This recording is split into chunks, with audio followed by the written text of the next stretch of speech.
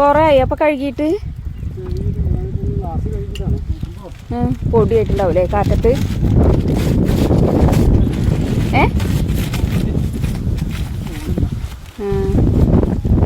എന്തിന്റെ? ആ സോപ്പിന്റെ അല്ലേ?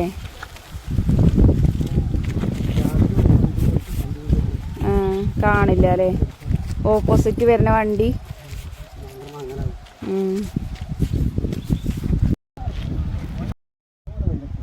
ഈ ലെറ്റേഴ്സോ വെള്ളേ തിളക്കുണ്ടാവും, പെട്ടെന്ന് അറിയും ചെയ്യും പിന്നെ അല്ലേ?